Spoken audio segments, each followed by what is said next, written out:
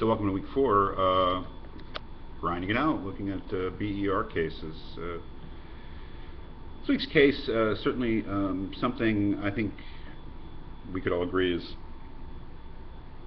has to do with more important things than last week's case. I mean, this is a first canon case. Take a look at the NSPE Code of Ethics and look at the fundamental canons, the 6 fundamental canons. I mean, those are the basic principles that are supposed to guide engineering practice, and the rest of it is really an elaboration and a specification of how those principles are to be applied.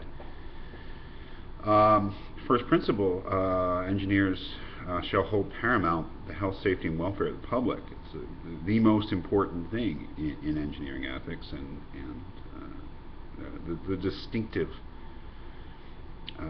aspect of engineering ethics, which makes it unique and different. This notion that the engineer, at least in some cases, has an ethical duty to the world at large, to humanity at large, to the public, to everyone, because the things that engineers do sometimes have this incredibly widespread and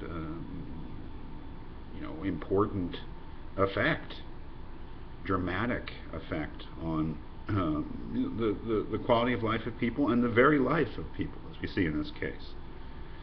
This is a very interesting case. I've read it many times, discussed it many times with students, and I've had many different responses to it, as I think there'll probably be a range of responses within the class. I'm interested to see what will be on the discussion board. It does have to do with first canon. It has to do with an engineer who has a legitimate concern about the health, safety, and welfare of the public because of what the engineer, I think it's a he, forgive me if it's a she, I can't remember, but I think it's a he, because of the concerns that he has about the design of this medical respirator, which is being used with infants, with babies, okay? And he has a legitimate safety concern about about pressure valve. So, what do you think of this case?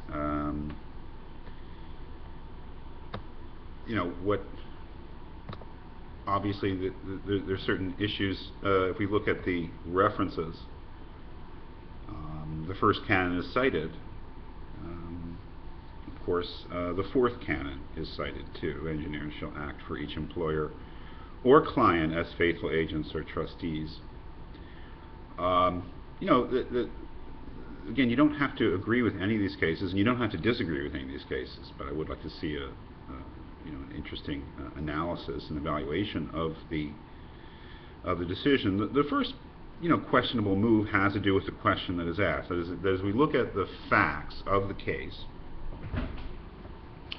and then we see what question the board derives. That is, what is the ethical question that is most prominent in this case? Well, to their minds, the most important ethical question is whether the engineer who had the safety concern was being ethical in basically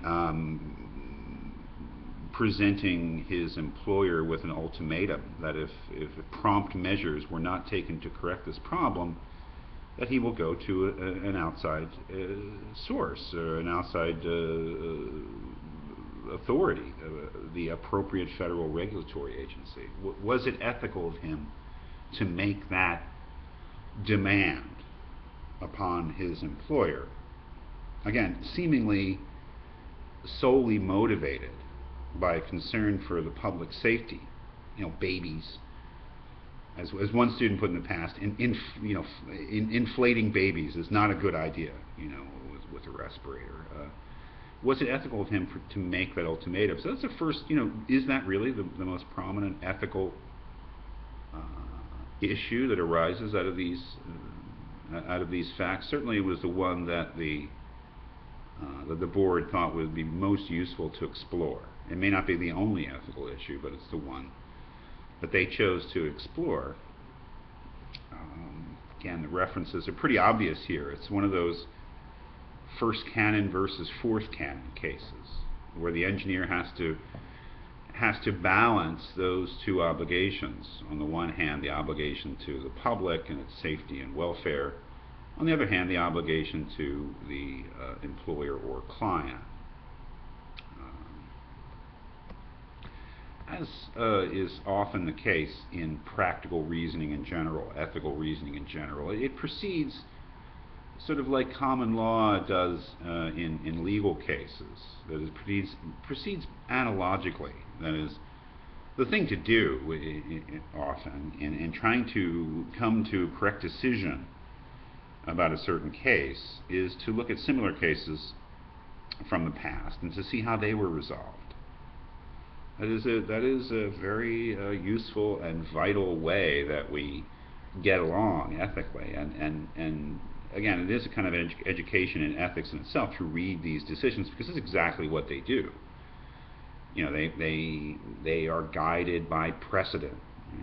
Well, if this case is similar enough to a case that we looked at before, let's see how we arrived at our decision in that case, and let's see if it's helpful in resolving the present case. And they do that. They refer to an earlier case. But what they end up, of course, deciding is that the facts are very different in this case. That is, the previous case, the engineer, I believe, had an obligation to go to an outside authority to inform the public through outside authority of the problem. And that's exactly what's at stake here. It was the engineer ethical in demanding that his employer do something about this supposed problem, or else he will go outside the company. Now, of course, as you know, the Board of Ethical Review thinks that the engineer was not ethical in doing this. That is, in giving that ultimatum to his employer, he was ethically at fault, which is really, you know, I'm not saying that that's the wrong conclusion. I'm not saying it's the right conclusion either. I'm saying it's an interesting conclusion, and it should give every engineer, room for thought, or a moment to pause and think, about what is expected of them. So I think in that case, in that respect, it's a very interesting case. And, frankly, pretty typical of the cases that I've read from the Board of Ethical Review having to do with this, with the question of whistleblowing in general, and whistleblowing just meaning blowing the whistle on your client or employer, because basically, not only because of first canon safety concerns, but other concerns as well, having to do with financial matters and things like that. Could be room for, or could be a reason for whistleblowing. But I think this case is pretty typical of the cases that exist in the Board of Ethical Review having to do with this issue, in the sense that it's very conservative. That is, the Board of Ethical Review tends, in my reading, in my judgment, to really be very conservative in terms of the situations in which they think it's ethical for an engineer to blow the whistle on his or her employer or client. In this case, given the fact that the engineer has legitimate concerns about the safety of this respirator, and given that the respirators are on the market, one would think that the board would probably, I don't know, when I was reading it, I thought the board would probably support the engineer's ultimatum, but they do not. And they give their reasons for that, having to do with the specific facts of the case. First of all, the engineer is not an expert on respirators. Secondly, the engineer has been informed that other employees, I suppose engineers, but it doesn't actually say that, other employees within the company are looking at the matter, that the matter has not been ignored, but that it is still being looked into. Those are very important facts, and perhaps decisive facts for the board in terms of its final decision.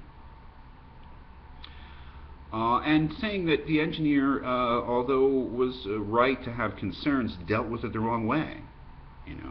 that the engineer, as they say, should have explored internal mechanisms within the company to resolve the concerns. And that, again, is a very common principle you'll find that the board follows in similar cases. That is, that it consistently says that the engineer really needs to exhaust all internal avenues for dealing with the problem before exploring external avenues for action.